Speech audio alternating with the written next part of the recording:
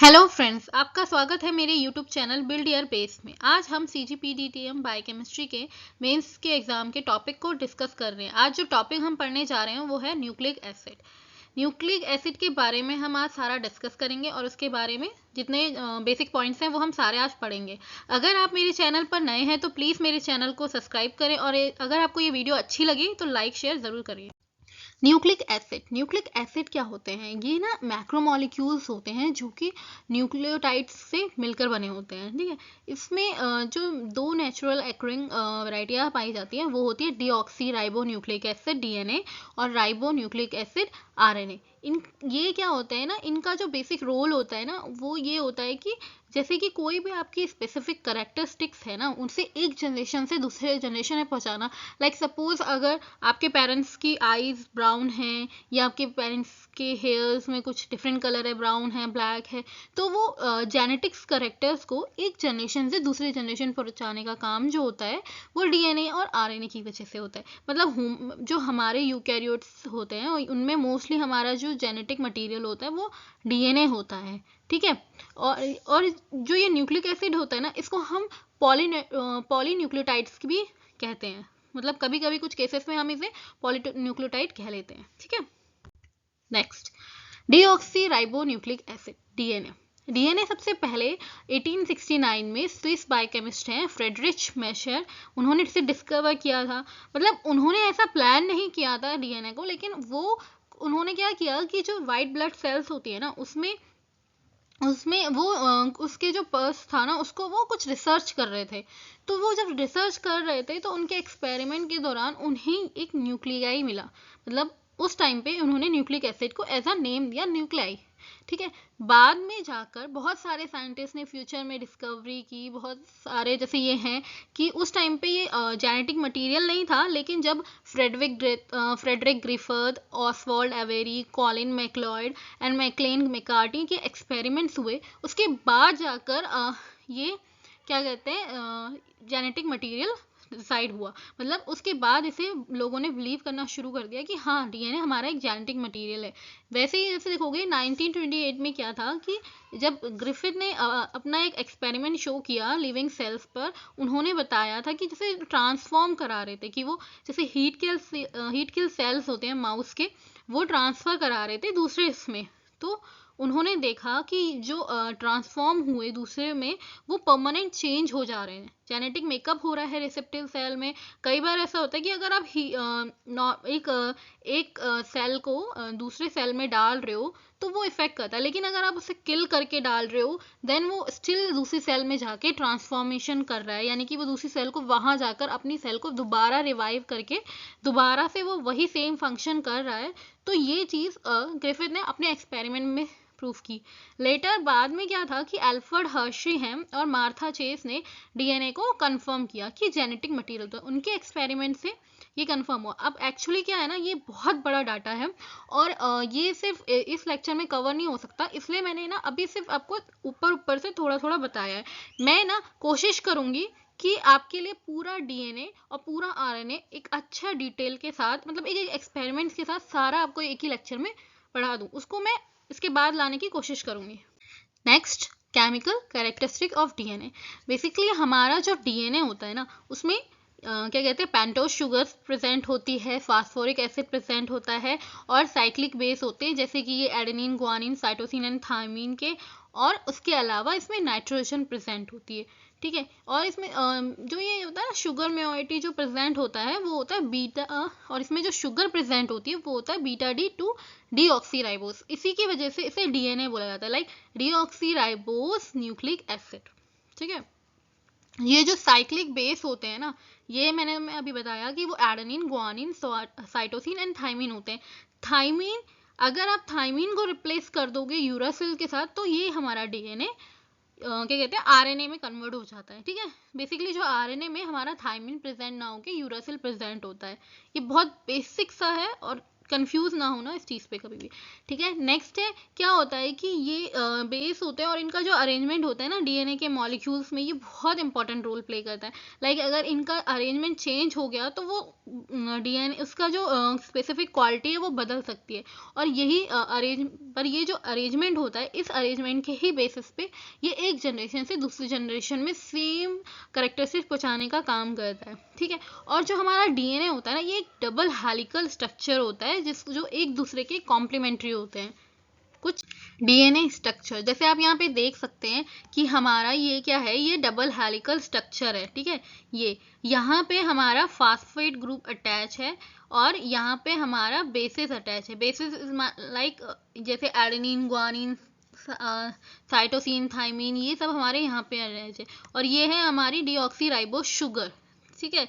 अब क्या है कि ये जो इसका पूरा मतलब जो पूरा स्पेस होता है ना, वो यहाँ के बीच अगर आप एक बेस से दूसरे बेस के बीच स्पेस देखेंगे तो वो है 0.34, ठीक है। और यही माइनर ग्रुप और मेजर ग्रुप देखते हैं। अगर आप क्या कहते हैं, एक बेस का दूसरे बेस के साथ अटैच हुआ स्पेस को देखेंगे तो वो माइनर ग्रुप है। और वहीं अगर आप क्या कहते हैं फास्फेट ग्रुप का दूसरे फास्फेट ग्रुप के बीच का डिस्टेंस देखेंगे तो वो मेजर ग्रुप होता है, ठीक है। और अब क्या है कि जो इसकी डिस्कवरी किसने की थी वो हम बात करते हैं। जैसे कि रोजालिंड फ्रैंकलिन है और मॉरिस विल्किंस है, इन्होंने सबसे पहले डीएनए का डबल हेलिकल स्ट्रक्चर प्रेजेंट किया था, ठीक है। मतलब लेकिन ये अपने आप को उस टाइम पे इनने एक एक्सरे स्ट्रक्चर प्रिपेयर किया जो कि बहुत मतलब काफ़ी अच्छा तरीके से इन्होंने उसे बताया था, लेकिन ये उस टाइम उसे अच्छे से प्रेजेंट नहीं कर पाए या उसको जस्टिफाई नहीं कर पाए थे। लेकिन बाद में बहुत सालों बाद जेम्स वॉटसन और फ्रांसिस क्रिक ने क्या किया कि इन्होंने इन्हीं के और क्या कहते हैं चारग्राफ का और ये फ्रैंकलिन और विल्किंस का, इन सब का डाटा लेके उन्होंने एक मॉडल प्रिपेयर किया जिसे आप इजीली अपनी आईज से देख सकते हो कि कैसे ये डबल हेलिकल स्ट्रक्चर फॉर्म हुआ। ऐसा उन्होंने एक मॉडल प्रिपेयर करके ये प्रेजेंट किया, कई उन्होंने पेपर में पब्लिश किया नेचर के। तब जाके ये इसीलिए मोस्टली लोग ये मानते हैं कि जो वॉटसन एंड क्रिक का डबल हेलिकल स्ट्रक्चर है डीएनए, ठीक है। लेकिन इसे डिस्कवर किया था फ्रैंकलिन विल्किंस ने। और इसको जो रूल है वो चारग्राफ रूल कहते हैं। जो ये बॉन्ड्स का बीच का जो स्पेस का रूल है वो चारग्राफ ने दिया था। उन दोनों को मिलाकर ही वॉटसन एंड फ्रांसिस ने यूज किया, ठीक है। राइबो न्यूक्लिक एसिड आरएनए, हम ऑलरेडी डीएनए के बारे में पढ़ चुके हैं। डीएनए हमारा जैसे कि डबल स्टैंडर्ड होता है, उसका जो स्ट्रक्चर होता है वो हेलिकल स्ट्रक्चर होता है, वो हम ऑलरेडी पीछे पढ़ चुके हैं। यहाँ पे हम पढ़ रहे हैं RNA, ribo nucleic acid RNA. ये क्या होता है कंपेयर टू, अगर आप डीएनए को देखोगे तो हमारा आरएनए एक सिंगल स्टैंडर्ड होता है। इसमें जो होते हैं आरएनए चेन में क्या कंटेन होते हैं, जैसे कि राइबो शुगर्स प्रेजेंट होती है जो 5 कार्बन राइबो शुगर होती है। और इसमें 4 नाइट्रोजन बेसिस होते हैं जैसे adenine, guanine, uracil and cytosine. ये हमारे इसमें नाइट्रोजन बेसिस होते हैं। और जो कहते हैं एक फास्फेट ग्रुप प्रेजेंट होता है, ठीक है। आरएनए क्या करता है कि जनरली वो अपने ही मतलब जो उसकी सिंगल स्ट्रैंडेड होता है ना, जो सिंगल स्ट्रैंडेड होता है हमारा आरएनए, वो अपनी सिंगल स्ट्रैंड को क्या करता है, वो फोल्ड कर लेता है। और फोल्ड करके वो खुद से एक डबल हेलिकल स्ट्रक्चर बना लेता है। ऐसा मतलब कुछ केसेस में ऐसा जनरली हो जाता है कि आरएनए खुद ही अपने आप को फोल्ड करके डबल हेलिकल स्ट्रक्चर बना ले। और जो हमारा आरएनए होता है वो 3 टाइप का होता है, मैसेंजर आरएनए और राइबोसोमल आरएनए और ट्रांसफर आरएनए। जो मैसेंजर आरएनए होता है ना, वो क्या करता है कि जब हमारा प्रोटीन सिंथेसिस हो रहा होता है तो उस टाइम पे इसका बहुत बड़ा रोल है प्रोटीन की सिंथेसिस करने के लिए, ठीक है। ये एक जेनेटिक मैसेंजर की तरह वर्क करता है।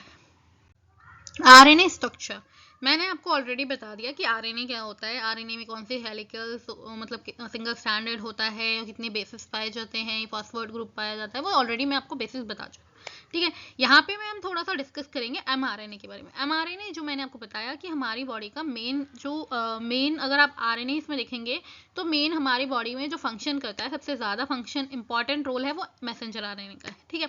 इसे जेनेटिक मैसेंजर कहते हैं। इस आइडिया को सबसे पहले प्रपोज किया था फ्रेंकोइस जैकोब एंड जैक्विस मोनार्ड ने, ठीक है। इन दोनों ने ही इसको मैसेंजर आरएनए कहा सबसे पहले, ठीक है। मैसेंजर आरएनए का काम क्या होता है, ये क्या करता है कि हमारा जो प्रोटीन कोडिंग जीन होता है उसके और उसके प्रोटीन प्रोडक्ट के बीच में प्रेजेंट होता है, मतलब इसके बीच का इंटरमीडिएट होता है एक वर्क करने के लिए, ठीक है। सपोज अगर आपको कोई प्रोटीन स्पेसिफिक प्रोटीन चाहिए तो आप क्या करोगे, ये क्या करता है, डीएनए के पास जाएगा, डीएनए के उस सीक्वेंस को टर्न ऑन करेगा कि वो जो सीक्वेंस उस प्रोटीन को प्रोड्यूस करता है, उसको इनकोड करता हो, ठीक है, तो वो उसको टर्न ऑन करेगा और उस आरएनए पॉलीमराइजिंग एंजाइम की हेल्प से आरएनए की कॉपी बनती है और उस प्रोसेस को हम ट्रांसक्रिप्शन कहते हैं या ट्रांसक्रिप्ट कह लो। बेसिकली क्या होता है कि डीएनए से प्रोटीन का, डीएनए से हमारा आरएनए का जो बनना होता है ना, वो हमारा ट्रांसक्रिप्शन कहलाता है। और अगर आप आरएनए से प्रोटीन बनाओगे, फिर वही आरएनए क्या करेगा, वो आगे जाके एक वही स्पेसिफिक प्रोटीन बनाएगा जिस प्रोटीन के लिए आपने पहले डीएनए को टर्न ऑन किया, मतलब जिस सीक्वेंस को आपने जिस प्रोटीन सीक्वेंस को आपने उसे एक्टिवेट किया, वही प्रोटीन आरएनए आगे जाके बनाएगा। और इस प्रोसेस को हम बोलते हैं ट्रांसलेशन। मैं आपको इसका पूरा डिटेल लेक्चर आपको आराम से प्रेजेंट करूंगी बाद में, जो कि आप इजीली एक चीज बहुत ही सिंपलेस्ट वे में समझाऊंगी मैं एक ही लेक्चर में और पूरा डिटेल में, ठीक है। अगर आप चाहते हैं वो लेक्चर आपको मिले तो प्लीज आप मेरे चैनल को सब्सक्राइब जरूर कर लेना, ठीक है। राइबोसोमल आरएनए, आरआरएनए, ठीक है, जैसा मैंने आपको एमआरएनए पढ़ा दिया, अब आता है आरआरएनए। ये क्या होता है, ये इसका जो मेजर कंपोनेंट होता है वो राइबोसोम होता है। इसका काम क्या होता है, ये एमआरएनए की हेल्प करता है बाइंड करने में, जो कि हमारा जो प्रोटीन का सीक्वेंस होता है उसके राइट स्पॉट पे, मतलब जहाँ पे हमें जो पर्टिकुलर सीक्वेंस हमें चाहिए वहाँ पे बाइंड करने के लिए आरएनए की हेल्प करता है, ठीक है। ये ना एंजाइम की तरह वर्क करता है आरएनए। आरआरएनए का काम क्या है कि ये एंजाइम की तरह वर्क करता है, जिस एंजाइम को हम बोलते हैं राइबोजाइम। ये किसी भी केमिकल रिएक्शन जो हमें करानी है उस रिएक्शन को एक्सेलरेट करने का काम करता है, लाइक उसे फास्ट कर देता है, ठीक है। तो ये क्या करता है कि ये बॉन्ड फॉर्म करता है अमाइनो एसिड के साथ प्रोटीन बनाने के लिए, ताकि जल्दी से आपका प्रोटीन बन जाए। जैसा मैंने आपको ऑलरेडी बताया कि एमआरएनए कैसे करता है, और वही उसकी हेल्प के लिए हमें जो एंजाइम चाहिए होता है वो होता है राइबोजाइम एंजाइम, जो कि हमारा राइबोसोमल आरआरएनए यानी कि बेसिकली, ठीक है। अब है ट्रांसफर आरएनए। टीआरएनए क्या होता है, ये एक प्रोटीन सिंथेसिस में इन्वॉल्व होता है। ये एक कैरियर की तरह वर्क करता है अमाइनो एसिड्स को राइबोसोम तक लाने का, ताकि वो इंश्योर कर सके कि जो हमारा अमाइनो एसिड है वो एमआरएनए के साथ स्पेसिफाइड तरीके से बाइंड हो जाए, ठीक है, मतलब वो ऐड हो जाए उसके साथ। तो उस प्रोसेस में क्या करता है, टीआरएनए हेल्प करता है। टीआरएनए प्रोटीन सिंथेसिस में होता है, जैसे मैंने अभी आपको बताया है ऑलरेडी कि अगर आप डीएनए से डीएनए बनाओगे तो बनेगा रेप्लिकेशन, ठीक है। वहीं अगर आप क्या कहते हैं डीएनए से आरएनए बना रहे हो तो वो कहलाता है ट्रांसक्रिप्शन। और आरएनए से प्रोटीन बनाने की जो प्रोसेस होती है उसे हम बोलते हैं ट्रांसलेशन। तो उस प्रोसेस में हमारा ये टीआरएनए का रोल ज़्यादा होता है, ठीक है, यानी कि प्रोटीन सिंथेसिस में ये ज़्यादा काम करता है। अब इन सब के अलावा ये सब हो गया, अब इसके अलावा क्या होता है कि जैसे हमने बताया था कि जो हमारा आरएनए होता है वो सिंगल स्टैंडर्ड होता है, ठीक है। लेकिन हमारा जो टीआरएनए है, टीआरएनए क्या करता है, ये अपना कॉम्प्लीमेंट्री सेगमेंट बनाता है जो एक साथ बाइंड हो जाते हैं और डबल स्टैंडर्ड रीजन फॉर्म कर लेते हैं, ठीक है। तो ये जो ये बेस क्या करता है, ये पेयर होता है, पेयर करके एक कॉम्प्लेक्स 3D स्ट्रक्चर बनाता है जो कि बहुत ही ज़्यादा इंपॉर्टेंट होता है मॉलिक्यूलर फंक्शंस के लिए। मैं जब आपको एमआरएनए मतलब जब हम आपको पढ़ाएंगे ना कि कैसे डीएनए से आरएनए और आरएनए से प्रोटीन बनता है, इस प्रोसेस को जब हम आपको बताऊंगी तो मैं बहुत अच्छे से डिटेल में ये भी ज़रूर बताऊंगी, ठीक है। तब आपको ये सारे टॉपिक्स मतलब अच्छे से डीपली मैं समझाऊंगी कि कैसे होता है, और बहुत ही ईजी लैंग्वेज में समझाऊंगी कि एक बार आप सीख गए ना आप दोबारा कभी नहीं भूलोगे। Well for now let's end this lecture. सबसे पहले तो अब हम पढ़ेंगे कि न्यूक्लिक एसिड के फंक्शंस क्या होते हैं, ठीक है। तो न्यूक्लिक एसिड का अभी तक हमने पढ़ लिया कि उसमें क्या होता है, उसमें डीएनए होता है, आरएनए होता है, उनके काम क्या होते हैं, उसके स्ट्रक्चर्स क्या होते हैं, बेस आपने अपना तैयार कर लिया स्ट्रक्चर के साथ। तो अब क्या होता है कि न्यूक्लिक एसिड क्या होता है, ये रिस्पॉन्सिबल होता है ट्रांसमिशन के लिए। मतलब अभी जैसे कि जेनेटिक ट्रांसफर पता है ना कि क्या होता है कि आपका एक मतलब आपके कुछ जीन्स हैं जो आपके पेरेंट्स से आपके बच्चों में आते हैं, यानी कि पेरेंट्स से बच्चों के जो जीन्स पहुंचते हैं ना, उन करेक्टर्स को एक जनरेशन से दूसरे जनरेशन पहुंचाने का काम हमारा न्यूक्लिक एसिड का होता है, ठीक है।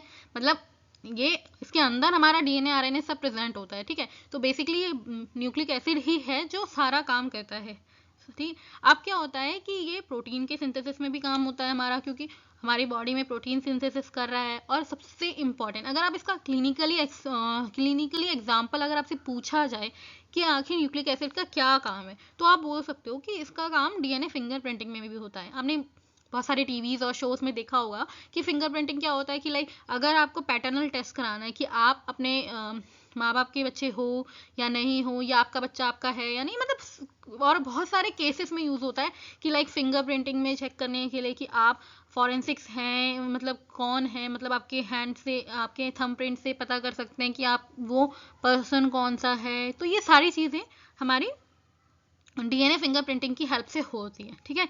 ये क्रिमिनल्स को आइडेंटिफाई करने के लिए भी यूज होता है, और ये बहुत ज़्यादा मेजर रोल प्ले करता है हमारे जो बायोलॉजिकल इवोल्यूशंस होते हैं और ये जेनेटिक्स होता है। क्योंकि अगर आप देखोगे कि हमारा जो इवोल्यूशन है वो किस तरीके से कहाँ पहुँच गया है, तो उन सब की स्टडी हम इसी के थ्रू करते हैं, ठीक है। तो डीएनए ही हमारा जो बेस है, न्यूक्लिक एसिड ही हमारा जो बेस है, जिसके बेस पे हम सारी स्टडी करते हैं, वो यही है। तो बेसिकली ओवरऑल ये आपका मेन इंपॉर्टेंट फंक्शन है, ठीक है। आई होप आपको ये लेक्चर बहुत अगर आप लोगों को मेरा लेक्चर बहुत अच्छा लगा या अच्छा लगा, अगर आपको पसंद आया है, तो प्लीज़ मेरी वीडियो को लाइक करें, शेयर करें, एंड मेरे चैनल को सब्सक्राइब ज़रूर करें, क्योंकि मुझे मोटिवेशन की बहुत ज़रूरत है। आई होप कि मैं आपके लिए जल्द से जल्द सारे टॉपिक्स कवर करूँ। अगर आप मुझे थोड़ा सा मोटिवेशन देंगे तो मैं जल्दी करने की कोशिश करूँगी। Okay, bye bye, best of luck guys for exams.